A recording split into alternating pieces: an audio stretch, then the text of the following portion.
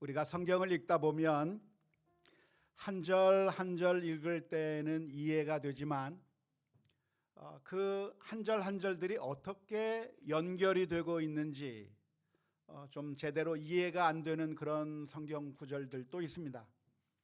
한 절만 떼어놓고 보면 맞는 말이고 이해가 되는 말인데 그 구절들이 계속 연결되어 있는데 그 주제의 흐름이 왜 이렇게 진행되고 있는지, 왜 이렇게 이런 말씀에서 이런 말씀으로 넘어가는지 종종 이해가 안 되는 경우들이 있습니다. 오늘 우리가 읽은 로마서 3장 1절에서부터 8절 말씀도 그렇습니다. 설교를 준비하려고 보니까요, 그 논리를 따라가기가, 주제의 흐름을 따라가기가 굉장히 어려웠습니다. 왜 이 말씀을 하고 있을까? 왜 그 다음에서 이 구절을 이야기하고 있을까? 굉장히 어려웠습니다. 그래서 먼저 도표를 보면서 논리의 흐름, 주제의 흐름을 한번 살펴보았으면 좋겠는데요. 다행히 전기가 들어와서 다행입니다. 한번 보십시다. 지난 시간에 우리는 2장 17절에서부터 29절까지의 말씀을 살펴보면서 유대인이라고 하는 사실이 구원을 보장하는 게 아니다 라고 하는 것에 대해서 살펴보았습니다. 기억나십니까? 네. 아무리 유대인이라고 할지라도 율법을 범하게 된다고 하면 결국 하나님의 진노를 받을 수밖에 없는 것이기 때문에 유대인이 되었다고 한 것이 아무런 특권이 없고 유익이 없는 것이라고 하는 말을 17절에서부터 29절까지 이야기해 주고 있었습니다. 3장 1절에서는 그렇다고 한다면 유대인이라고 하는 사실이 아무 유익이 없는 것인가 라고 하는 그 질문을 던지게 되는 것이고, 그 질문에 대해서 유익이 없는 게 아니라 있다. 유대인됨이 구원을 보장하는 것은 아니지만 유대인이 되었다고 하는 것이 아무 의미가 없는 것이 아니라 유익이 있는 것이고, 그 유익이라고 하는 것이 무엇이냐면 다른 민족과는 달리 하나님의 말씀, 하나님의 계명을 받았다고 하는 것이 그게 바로 유대인들이 가지고 있는 유익이라고 설명해 주고 있습니다. 그 다음에 3절부터 4절 말씀에서 이제는 주제를 약간 바꾸어서 이야기하고 있는 겁니다. 그런데 그 하나님의 말씀을 받은 유대인들이 하나님을 믿지 않는다고 한다면, 결국 불신의 길을 걸어간다고 한다면 결국은 망하게 되는 것인데, 그러면 하나님께서 이스라엘 민족을 선택했지만 결국은 망하게 되는 길로 간다고 한다면, 불신의 길로 간다고 한다면, 그렇다면 결국 하나님이 우리가 믿을 만한 분이 아니지 않느냐라고 하는 그런 질문을 던지는 것이죠.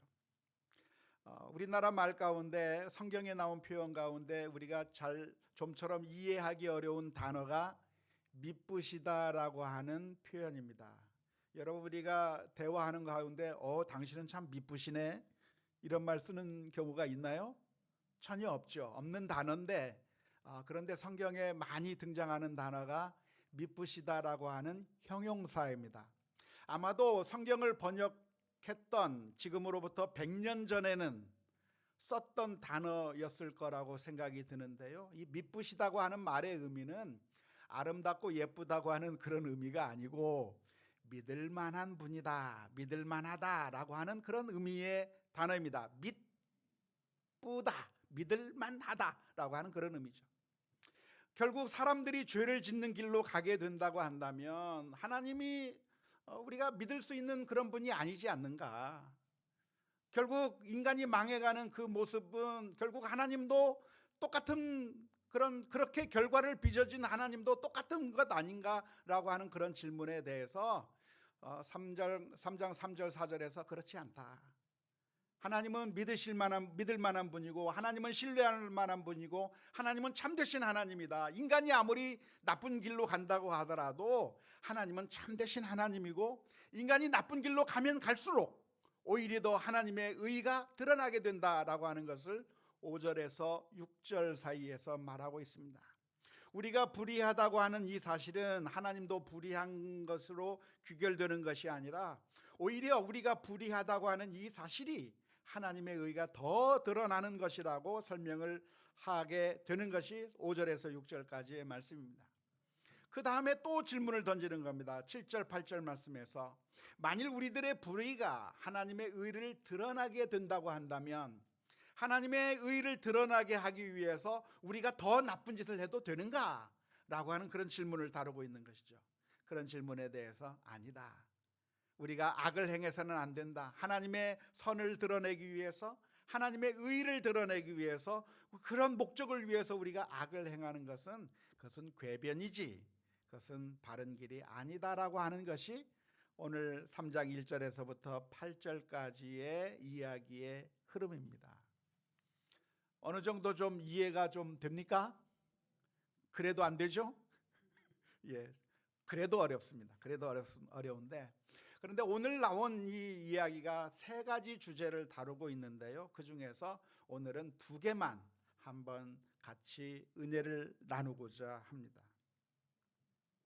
지난 시간에 우리는 유대인으로 태어났다고 하는 것이 아무런 유익이 없다고 하는 것에 대해서 살펴봤습니다.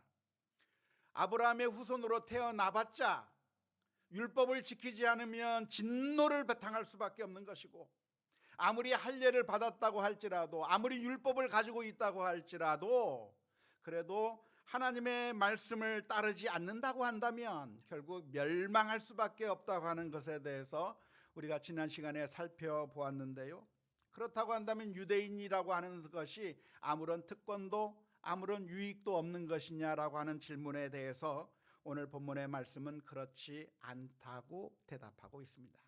3장 2절 말씀을 보면 이렇게 표현합니다.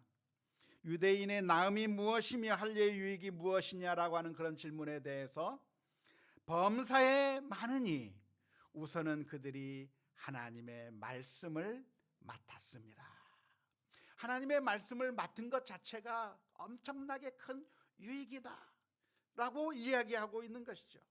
왜냐하면 우리 인생들은 하나님의 말씀을 몰라서, 하나님의 뜻을 몰라서 방황하는 존재들이기 때문에 그렇습니다. 우리들은 하나님의 뜻을 알고 싶어 합니다. 신년이 되면 우리 한국 사람들이 하는 게 주로 뭐가 있죠? 신년에 운세도 보고 토정 비결도 보고, 우리 교인들 중에서는 그러신 분이 없었겠죠. 아무튼 그렇게 자꾸만 토정 비결도 보려고 하고 운세를 보려고 하는 그 이유가 무엇이겠습니까? 이 불확실한 세상 가운데서 과연 하나님이 가지고 계신 뜻이 무엇인가를 알고 싶어 하는 것이 사람의 마음이거든요.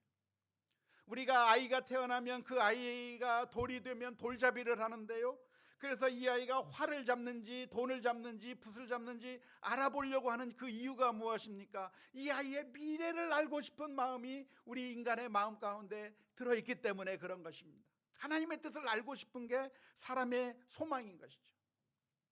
예전에 제가 온두라스라고 하는 곳에 간 적이 있었습니다. 중앙 아메리카죠. 중앙 아메리카에 있는 나라인 온두라스에 갔는데요, 거기 가보니까 이미 사라져버린 마야 민족의 유적들이 거기에 있는 것을 보았습니다. 선교사님께서 저를 안내해가지고 콧방 유적이라고 하는 곳에 가서 그 유적들을 살펴보고 있는데, 그 어떤 커다란 신전 같은데 커다란 돌이 있는 것을 봤습니다. 근데 그 돌 가운데 보니까 돌 가운데가 동그랗게 파여 있는 겁니다. 그리고 그 동그랗게 파여진 그 구멍 양옆으로 이쪽으로 줄기 하나, 물줄기 하나, 이쪽으로 물줄기 하나가 이렇게 딱 나 있는 것을 봤습니다. 그래서 제가 선교사님에게 물었어요. 선교사님, 이게 도대체 뭐 하는 겁니까? 그랬더니 선교사님이 설명하기를 뭐라고 설명하냐면, 이것은 옛날 마야 민족들이 하나님의 뜻을, 신의 뜻을 알기 위해서 사용하던 거였다고 이야기를 해줍니다. 어떻게 알아냈느냐? 사람을 제물로 바치는 겁니다. 사람을 제물로 바치기 위해서 사람의 머리를 그 동그란 구멍 안에 넣고, 그리고 칼로 쳐서 그 사람을 죽여서 신에게 바치는데, 그렇게 신에게 바칠 때 그 피가 어느 쪽으로 흐르는가, 이쪽 물줄기로 흐르는가, 이쪽 물줄기로 흐르는가, 어느 쪽으로 더 많이 흐르는가를 봐가지고 신의 뜻이 무엇이다라고 하는 것을 발견하려고 했었다라고 하는 것을 설명해 줄 때 참 충격적인 그런 느낌을 받았습니다. 다들 그렇게 하나님의 뜻에 대해서 알고 싶어 하는데 유대인의 특권이 무엇이냐면 하나님의 말씀이 이미 주어졌다는 것이에요. 하나님께서 보여주시는 밝은 뜻, 하나님께서 원하시는 그 율법이 주어졌다고 하는 것이 특권이고, 그것을 가지고 있다고 하는 것이 엄청나게 좋은 것이라는 것이죠. 이 세상에 수많은 사람들이 하나님의 말씀을 몰라서 타락의 길로 가고 멸망의 길로 가고 있지만, 그래도 유대인들에게는 하나님의 말씀이 주어져서 그 말씀대로 순종하기만 하면 복을 받을 수 있는, 은혜를 받을 수 있는 그런 엄청난 특권이 주어져 있었다고 하는 것이 유대인들이 가진 특권이요 유익이었다고 설명해 주고 있습니다. 지난 시간에 말씀을 함께 나누면서 이 유대인들이 가지고 있던 지위가 아무런 유익이 없다는 걸 이야기하면서 우리 시대에도 목사가 된다고 하는 것, 장로가 된다고 하는 것, 권사가 된다고 하는 것, 그것이 유익한 것이 아니라고 말씀을 드렸습니다. 아무리 제자면 뭐하고, 아무리 사도면 뭐하고, 아무리 성직자면 뭐하고, 그들이 하나님의 말씀대로 순종하지 않는다고 한다면 아무 유익이 없는 것이라고 말씀을 드렸습니다. 그 이야기를 열심히 잘 들으신 분들이라고 한다면 아마 마음속에 이런 결론을 내렸을지도 모릅니다. 굳이 그러면 직분을 맡을 필요 없겠네, 아무 유익이 없다고 하니까. 굳이 목사할 필요 없겠네, 굳이 선교사 할 필요 없겠네, 아무 유익이 없다고 하니까. 그런 마음의 결론을 내리신 분이 혹시 계실지 모르겠습니다. 그런데 오늘 말씀을 보면서 그러면 성도됨의 유익이 무엇인가? 우리가 직분을 맡은 자의 유익이 무엇인가? 우리가 하나님의 일을 하는 것의 유익이 무엇인가에 대해서 오늘 반대로 생각해 보려고 하는데요. 어떤 유익이 있을까요? 그 유익이 오늘 3장 2절의 말씀에 따라서 대답을 드린다고 한다면 범사에 많다 라고 하는 이 말씀을 오늘 기억할 수 있기를 주님의 이름으로 축원합니다. 보통 성도님들 가운데는 십자가 옆에서 못 박혀 같이 죽었으나 마지막 순간에 예수님을 믿고 고백하여서 낙원의 약속을 받았던 한 강도를 생각하면서 그 강도를 무척이나 부러워하시는 분들이 종종 계십니다. 혹시 그렇게 생각해 보신 분들 계십니까? 어떤 분이 저한테 그래요. 목사님, 지금 이 세상에서 마음대로 죄짓고 살다가, 마음대로 내가 하고 싶은 대로 살다가, 그냥 악하게 그냥 내가 하고 싶은 대로 마음대로 살다가 죽기 전에만 예수님 믿으면 되잖아요. 죽기 전에 그때 예수님 믿는다고 하면 구원받을 수 있는 거죠. 그러면서 저한테 물어봐요. 마지막에만 예수 믿으면 되는 거잖아요. 지금은 아직 내가 하고 싶은 게 많아요. 지금은 내가 놀러 다니고 싶은 건 많고 내가 하고 싶은 건 많은데 굳이 지금 믿을 게 아니고 마지막에만 예수님 믿으면 되는 거예요. 그죠, 목사님? 저한테 그렇게 물어봐요.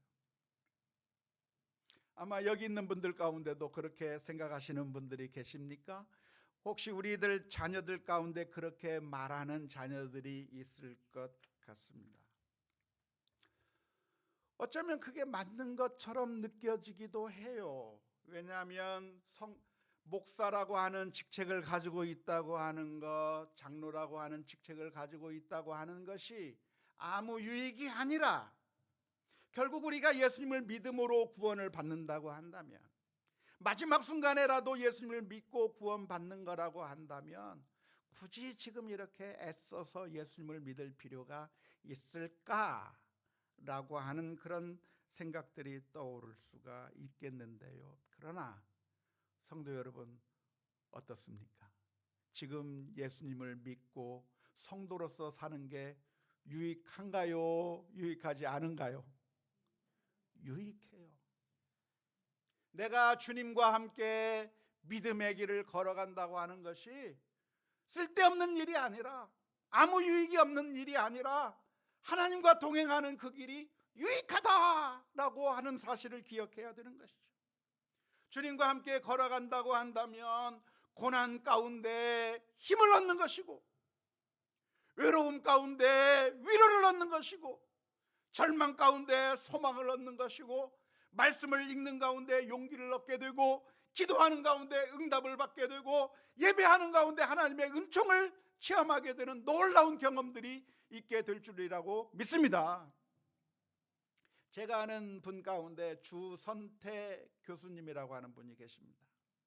지금 저 경상대학교의 축산학과 교수님이신데요, 그분이 지금으로부터 20년 전에 미국에 왔을 때 그분을 처음 알게 됐습니다. 근데 그분이 처음 미국에 왔을 때는 크리스찬이었냐면 크리스찬이 아니었어요. 그분은 철저하게 불신자였고, 본인의 어머니께서 유언하기를 몇 가지를 유언했는데, 그 유언한 내용이 뭐냐면 개고기 먹지 마라, 뭐 이런 거. 근데 그 유언 가운데 하나가 뭐냐면 절대 교회 가지 마라 라고 유언해놨어요. 그러니까 이 주선태 교수라고 하시는 분이 신앙생활을 절대 하려고 하지 않은 분인 것입니다. 그래서 미국에 왔는데 어떻게 살았는가? 주중에는 학교에서 연구를 하고 연수를 했지만 주말만 되면 어디로 갔을까요? 골프장으로 가는 겁니다. 미국에 연수 오시는 분들이 목표가 뭐냐면 미국에 있는 동안에 골프 마스터하고 돌아가는 게 꿈이거든요. 주말만 되면 골프장 가서 사는 겁니다. 그런데 그분의 부인과 아이들이 교회에 나오기 시작했어요. 교회에 나와서 하나님의 말씀을 배우고 신앙생활을 해 나가는 가운데 어떤 소리가 들리냐면 이 아이는 아빠가 없는 아이인가요? 하는 이야기를 듣게 되고, 그래서 이분이 자기 자식을 위해서 교회를 한번 나오기로 한 겁니다. 그래서 교회에 나왔어요. 그래서 예배를 드리려고 저 뒤에 앉아서 예배를 드리는데 처음 예배 드리는 그 순간부터 하나님의 은혜를 받기 시작한 거예요. 그래서 그분이 신앙생활을 시작해가지고 지금 현재는 교수이시면서 동시에 이제 목사까지 되셨는데요, 그때 그분이 신앙생활을 처음 막 하면서 그 자신이 전혀 신앙생활을 안 하다가 신앙생활 하면서 느끼게 된 그 느낌들을 일기 형식으로 매일매일 인터넷에다가 글을 이렇게 쭉 썼습니다. 이런 음악 소리 같은 좋은 글을 막 썼어요. 그래서 그분의 글이 얼마나 좋은지 여러 사람들에게 많은 감동을 준 글이 돼가지고 그분의 글들을 모아가지고 책으로 펴냈습니다. 그래서 그 책으로 펴낸 것이 아가페에서 아름다운 시작이라고 하는 책으로 한 2002년도인가 그때 나왔는데요, 그분이 했던 글 내용 중에 하나가 이런 내용이 있습니다. 방황의 끝이 어딘지 모르게 헤매던 내 청소년기와 성공을 위해 물불 안 가리고 세상을 질주하던 나의 젊은 그 시절에 당신은 어디 계셨나요? 예수님을 말하는 거죠. 제 옆에서 보셨다면 왜 그렇게 살도록 보고만 계셨어요? 물려주세요.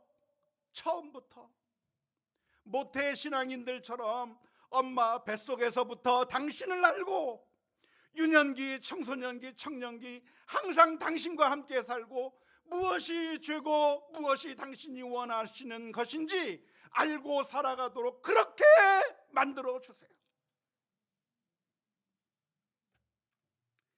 이분이 신앙생활을 하면서 예수님 믿는 것이 너무나도 좋은 거예요. 너무나도 좋은데 자기가 예수님을 언제 알게 됐는가? 이제 겨우 40에 대해서 알게 되니까 40년을 헛살아온 것에 대한 것이 너무나도 안타까운 것이에요. 하나님, 나도 어렸을 때 예수님을 알았더라면, 하나님, 나도 청소년기에 예수님을 알았다라고 한다면 얼마나 좋았겠습니까? 내 인생 물려주세요 할 정도로 그분의 마음 가운데 예수님과 동행하는 기쁨이 너무나도 커서 그런 글을 썼던 것을 볼 수가 있습니다. 예수님을 믿고 구원을 얻는 것이 우리가 생각하기에 그냥 이 세상 마음대로 살다가 죽기 전에 예수님 믿습니다 말해버리고 천국 가는 것이 그게 목적일까요? 그렇다고 한다면 우리가 굳이 빨리 믿어야 될 필요도 없고 그냥 지금은 마음대로 이 세상에서 살다가 죽기 전에 나 예수님 믿어요 하고 구원받고 싶다고 생각하는 그런 사람들이 종종 있는데요, 그것은 몰라도 한참 모르는 분들이라고 생각이 듭니다. 마치 무엇과 같으냐면 연애와 같은 것이죠. 두 남자가 있는데 한 남자는 한 여성을 만나서 연애를 시작하는 겁니다. 그 여성의 마음을 얻기 위해서 꽃도 사다 주고 선물도 사다 주고, 그래서 이 여성의 마음을 얻기 위해서 부단히 노력해서 수년 동안 그렇게 공을 들이다가 그래서 겨우 이제 승낙을 받고 결혼을 해서 결혼에 꼴이 나게 됐습니다. 근데 이 남성의 다른 친구는 애인이 없어요. 혼자 살아요.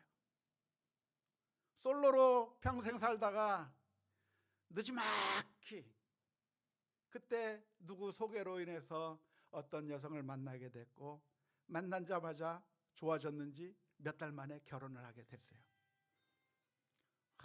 음악 소리 들리면서 결혼을 하는 거죠. 근데 그 모습을 본 이 친구가 자기 친구를 향해서 뭐라고 얘기하겠습니까? 야, 너는 어떻게 그렇게 빨리 결혼을 하니? 나는 5년 6년 동안 공을 들여서 이렇게 수많은 세월을 써가지고 이렇게 결혼했는데 너는 그렇게 쉽게 결혼을 해? 아이고 억울해 죽겠네. 나도 그렇게 말할까요? 아니요. 그 사귀는 그 기간이 행복하고 함께 걸어가는 그 길이 너무나도 행복한 것이고, 그게 사랑의 행복을 아는 사람들의 고백이라고 말할 수가 있을 겁니다. 복음성가 중에 이런 복음서가 있어요. 행복이라고 하는 복음성가가 있는데, 이것이 행복이라고 세상은 알 수 없는 하나님 선물, 이것이 행복이라고 하나님의 자녀로 살아가는 것, 이것이 행복이라고. 하나님의 자녀로 살아가는 것은 힘들고 고통스러운 것이 아니라 주님과 걸어가는 그 길이 행복한 거예요. 성도의 유익이 무엇인가? 내가 직분을 받아 섬기는 그 유익이 무엇인가? 내가 하나님의 사람으로 사용되고 주님과 함께 길을 걸어가고 있다고 하는 것이, 그것이 행복이고 유익이 된다고 하는 사실을 기억하면서 믿음으로 살아가는 우리 모두가 다 될 수 있기를 주님의 이름으로 축원합니다. 두 번째로 다른 질문을 던지고 있는데요, 5절에서부터 8절 말씀에 보면 바울 사도는 또 하나의 질문을 던집니다. 만일 우리의 불의가 하나님의 의를 드러내게 하는 것이라고 한다면 우리가 불의를 행하는 것도 괜찮은 것 아니겠는가? 라고 하는 그런 질문에 대해서 그렇지 않다라고 대답을 하는 것이죠.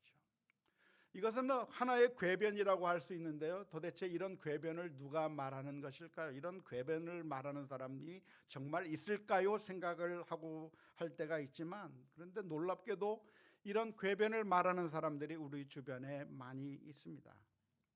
예를 들어서 가룟 유다 같은 경우 말입니다. 가룟 유다 같은 경우는 예수님을 팔아버렸습니다. 은 30냥에 예수님을 팔아버렸고, 그래서 예수님께서 십자가에 못 박혀 돌아가셨고, 그래서 우리의 구원이 이루어지게 된 거죠. 만일 예수님을 가룟 유다가 팔아먹지 않았다고 한다면 우리의 구원이 이루어졌을까요? 그렇게 질문을 던지면서 결국 가룟 유다도 우리의 구원에 엄청난 역할을 한 것이고, 가룟 유다야말로 우리에게 좋은 일을 한 것이라고 그렇게 궤변을 늘어놓는 사람들이 종종 있습니다. 그런 사람들을 저는 종종 만나봤습니다.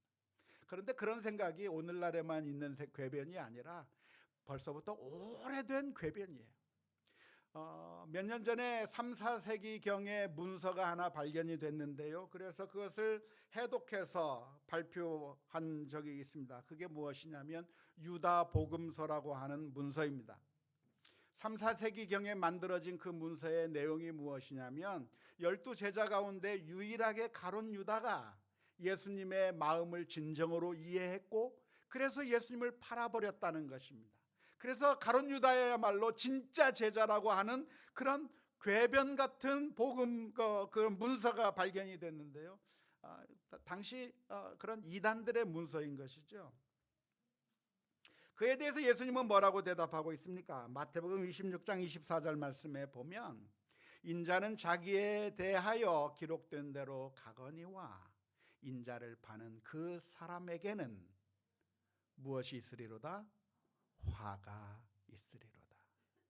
그 사람은 차라리 태어나지 아니하였더라면 제게 좋을 뻔하였느니라. 이 말씀을 우리가 분명하게 기억할 수 있으면 좋겠습니다. 종종 기독교 역사가는 분석을 하기를 한국교회가 수많은 분열과 분쟁이 있었는데 그 분열과 분쟁이 결국에는 교회의 부흥과 성장으로 귀결되었다고 분석하는 역사학자들이 있습니다. 그러니까 그 옛날 분열과 분쟁이 없었다라고 한다면 교회의 성장과 부흥도 없었을 것이다 라고 하는 그런 말로 받아들여질 수가 있겠는데요. 그러니까 분열도 괜찮았던 것이죠. 교회가 싸우는 것도 괜찮았다는 말인가요? 그게 아닌 것이죠. 요셉이 애굽의 총리 대신이 되어서 7년 기근 동안에 수많은 사람들을 먹여 살리는 그런 구원자의 역할을 감당했는데 요셉이 총리 대신이 될 수 있었던 것이 무엇입니까?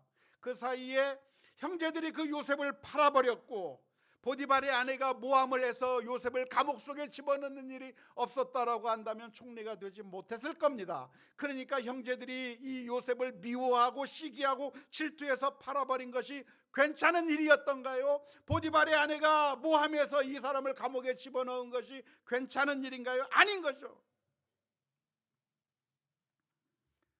오늘 본문의 말씀은 무슨 이야기를 하는 겁니까? 그러니까 결론적으로 모든 일을 다 종합해서 이야기하면 우리가 성도로서 살아가고 있는 것, 그것이 유익한 것이고 하나님의 말씀대로 순종하며 하나님께서 원하시는 것을 행하며 살아가는 것이 유익하고 기쁘시게 하는 일을 해야 한다. 하나님의 말씀대로 살아야 된다고 하는 말씀을 오늘 이 말씀을 통해서 우리가 배울 수 있으면 좋겠습니다. 사랑하는 성도 여러분, 믿음의 길을 걸어가는 것은 손해가 아니라 기쁨이에요. 주님과 함께 동행하는 것은 억울한 일이 아니라 내 시간을 빼앗기는 일이 아니라 고통스러운 일이 아니라 행복한 길이에요. 하나님의 말씀대로 순종하며 살아가는 그 길이 참된 행복이요 기쁨이라고 하는 사실을 기억하면서 우리들의 삶 가운데서 주님을 믿고 신뢰하며 주님과 동행하는 가운데 주께서 주시는 놀라운 은혜가 넘칠 수 있기를 주님의 이름으로 축원합니다.